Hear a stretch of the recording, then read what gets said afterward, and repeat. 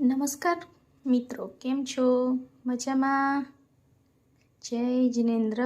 હું આજે બનાવી રહી છું ગ્રીન ચટણી.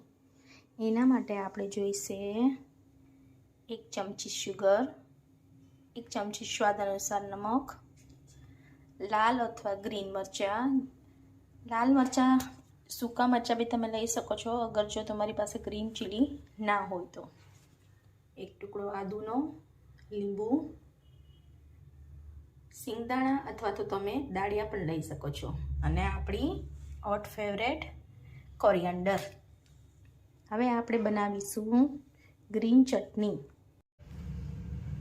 હવે આપણે કોરિએન્ડરને સારી રીતે ધોયા પછી આપણે કોરિએન્ડરને ધીમે ધીમે પાણી કાઢીને એને એકદમ નિતારીને એને કપમાં એડ કરીશું.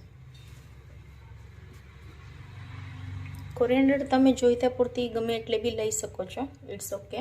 કેમ કે આ બધું પ્રપોર્શન છે, અંદાજિત પ્રપોર્શન હોય છે, એના માટે કોઈ ફિક્સ કોઈ વસ્તુ હોતી નથી. હવે આપણે દાળિયાને પણ થોડા વોશ કરી નાખશું, જસ્ટ બીકોઝ કે હલ્દીવાળા યલો કલરવાળા છે. એને તમે વોશ ના કરો તો બી ચાલશે, ડાયરેક્ટ તમે પણ નાખી શકો છો. અને દાળિયાની અવેજીમાં તમે સિંગદાણા પણ એડ કરી શકો છો, અથવા તો તમારી પાસે સિંગદાણા કે દાળિયા બેમાંથી કોઈ પણ વસ્તુ ના હોય તો તમે એક પણ વસ્તુ ના હોય તો બી ચાલશે, તો બી તમારી ટેસ્ટફુલ ચટણી બનવાની જ છે. એના બદલે તમે જીરું પણ નાખી શકશો. ઓકે, તો આપણા સિંગદાણા બધા નખાઈ ગયા છે. હવે સોરી, દાળિયા બધા નખાઈ ગયા છે બાય મિસ્ટેક. ઓકે, નાવ હવે હું નાખું છું એની અંદર શુગર એન્ડ સોલ્ટ સ્વાદ અનુસાર. ઓકે, નાવ હવે હું એની અંદર નાખું છું રેડ ચીલી. હવે હું એની અંદર લેમન એડ કરીશ. એના બીયા સારી રીતે નીકાળી દેવાના, જસ્ટ બીકોઝ એ થોડીક કડવાશ ઉપર હોય છે, જે અંદર ના જતા રહીએ એના માટે બી કેરફુલ તમારે રહેવું પડશે.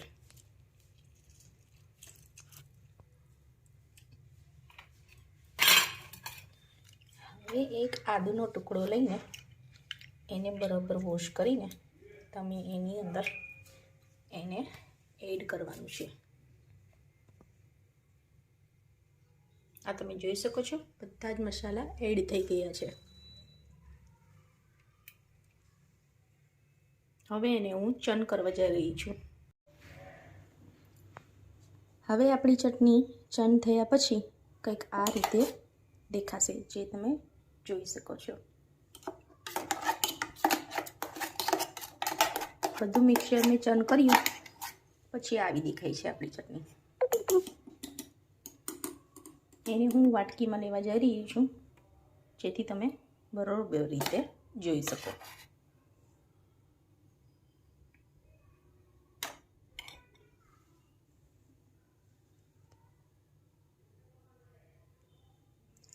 આમાં તમે એક વસ્તુ એડ પણ કરી શકો છો, ગાર્લિક. જે લોકોને જૈન જોતી હોય એ આ રીતે બનાવી શકે, અને જેને નોન જૈન જોતી હોય એ લોકો અંદર ગાર્લિક પણ એડ કરી, લીલું અને સૂકું બંને ગાર્લિક તમે એડ કરી શકો છો.